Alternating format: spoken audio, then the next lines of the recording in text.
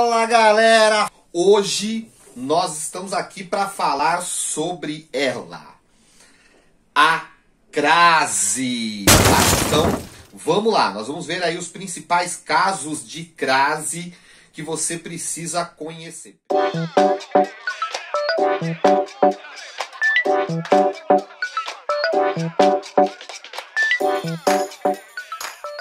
Primeira coisa que você tem que lembrar é o que é a crase. A crase, ela é, na verdade, um fenômeno fonético da nossa língua, né?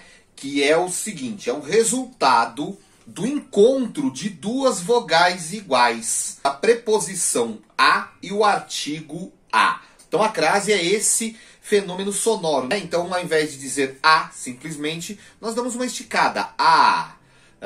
É quase que imperceptível em alguns casos, tá? E na escrita, a crase, ela é sinalizada por um acento, que é o acento grave, tá?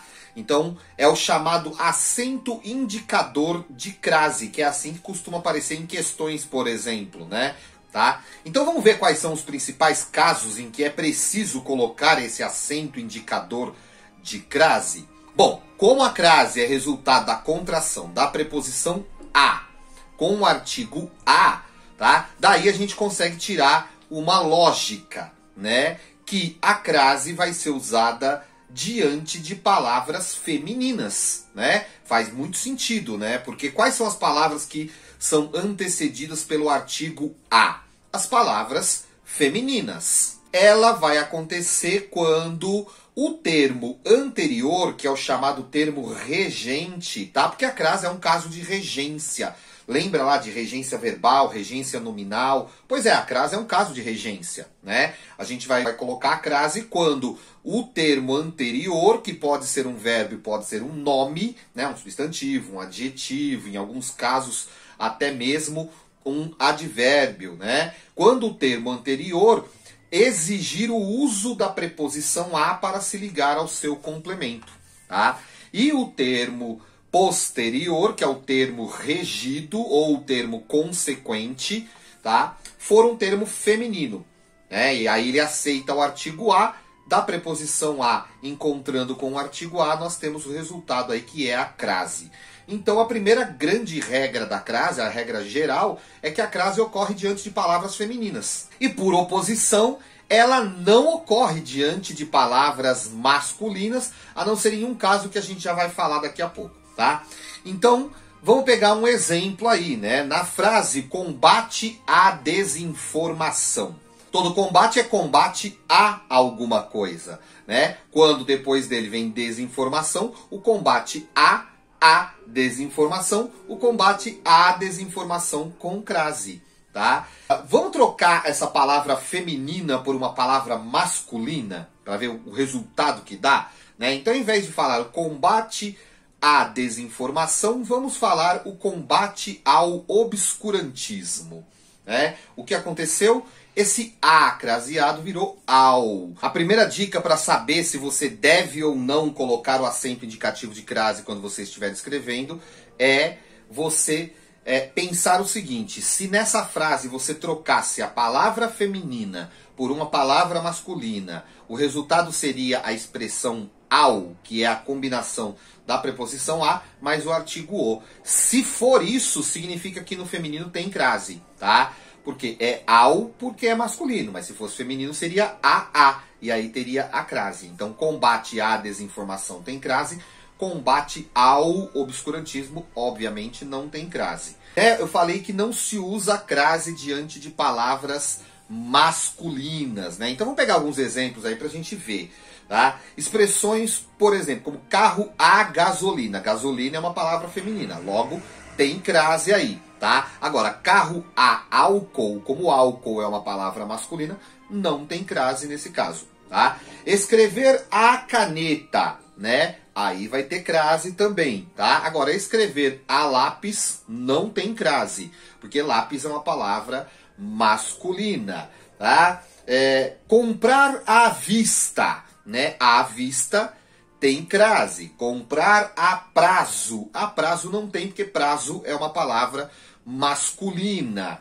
como a gente viu, né, na frente de palavras masculinas não vai ter crase. Mas lembra que eu falei que tinha uma exceção? Tá? Vou explicar essa exceção. A exceção é quando na frente da palavra masculina está subentendida a expressão a maneira de ou a moda de. Então, expressa a ideia de modo, né, de fazer alguma coisa, né, a maneira de fazer alguma coisa.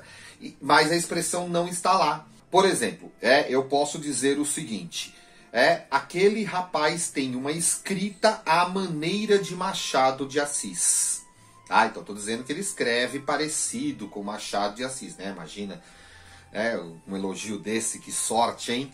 Pois é, tá? Agora, e se eu falasse isso sem colocar a maneira de, colocando só o a, ficaria assim, né? Aquele rapaz tem uma escrita a Machado de Assis. E aí esse a é craseado, tá? Por quê? Porque a expressão a moda de, a maneira de, tá? Ela é craseada, tá? Então, se eu não coloco a expressão inteira e coloco só o a, ele vai continuar craseado, mesmo que a palavra seguinte seja masculina.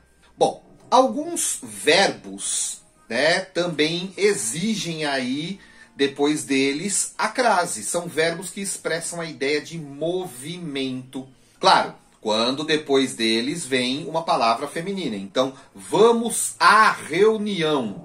Então, aí, nesse caso, vai ter crase por causa da palavra reunião, tá? É necessário irem às últimas consequências, tá? Então, aí, de novo, ir é verbo de movimento, tá? Mesmo quando ele está sendo usado dessa forma meio figurada, né? As consequências não são exatamente um lugar para onde eu me locomovo, mas mesmo nesse sentido, nesse caso, o verbo ir, ele vai pedir a preposição, porque quem vai a algum lugar, ou a alguma situação, enfim, e nesse caso é às últimas consequências. Então, sempre que tiver um verbo que expressa essa ideia de movimento, mesmo um movimento figurado, né? Um movimento psicológico ideal aí, tá bom? Outro caso que a crase é obrigatória, e isso aparece muito em redação, é muito utilizado em redação, são algumas expressões, né? Expressões que são usadas sempre dessa maneira, já são prontas, né? São locuções adverbiais, locuções pronominais, locuções prepositivas, conjuntivas. São elas à custa de, né? À deriva, às vezes, às pressas, à vista, à revelia, às traças, à toa. Tá? Então, essas expressões todas que a gente usa muito, tá? Todas elas, a crase é obrigatória. Então, vamos pegar aqui duas frases aqui para servir de exemplo. O amor não está à venda.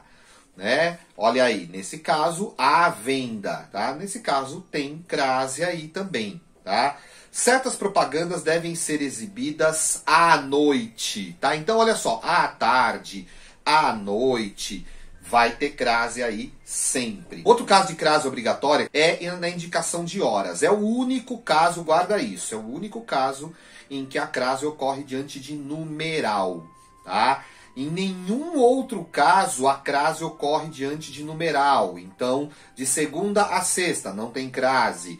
De 5 a 7 do mês tal não tem crase. Tá? Mesmo no intervalo de meses aí, tá? De janeiro a janeiro, né? Lá como a música lá, né, diz, tá? Não tem crase, tá? Então, assim, não tem crase em nenhum desses casos, tá? Só vai ter crase quando a gente estiver falando de horas, na indicação de horas, tá? E é assim, ó, trabalhadores acordam todos os dias às 5 horas da manhã. Então aí, às 5 horas da manhã, tem crase, tá? Chegarão sempre às 9 horas, então, nesse caso, tem crase, tá? A reunião se realizou das 13 às 17, nesse caso do intervalo, tem crase também. Agora, quando você colocar a hora com a preposição para, desde, após e entre, aí não vai usar a crase. Tá? Então foram esperados desde as 10 horas. Aí não tem crase. Tá? A sessão foi marcada para as 14 horas, então aí não tem crase. Tudo bem? Então só vai ter crase mesmo quando for só a hora marcada de forma bem objetiva mesmo, tá? As tais horas. E quando que você não deve usar a crase, tá? Então diante de numeral não se usa crase, diante de palavras masculinas não se usa crase, tá? Não se usa crase diante de verbos. É ser obrigado a fazer, tá? Deve ser obrigado a prestar queixa, tá? Então, obrigado a prestar queixa, não tem crase, tá? Diante de pronomes pessoais aí, pronomes de tratamento, com exceção dos pronomes senhora, né? E senhorita, tá? Aí sim vai ter crase, né? Eu disse a senhora, aí vai ter crase. Agora, eu disse a você, não tem crase.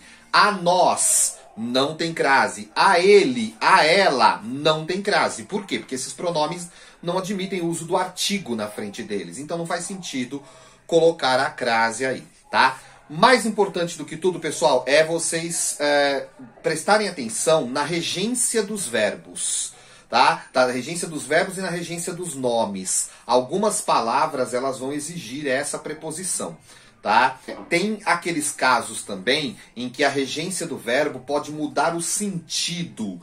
Tá? Então, por exemplo, o verbo assistir, né? Que é assistir ao vídeo, né? Assistir à aula. Aí, nesse sentido, ver a aula, tem que ter a crase, porque o verbo assistir no sentido de ver, ele exige essa preposição, assistir a. Agora, se for assistir no sentido de prestar assistência, aí ele não exige a preposição, né? Então, o enfermeiro assistiu a paciente, né? Ajudou a paciente, prestou assistência à paciente. Nesse caso, não tem crase, tá? No sentido de assistir. Prestar assistência a, aí tem crase.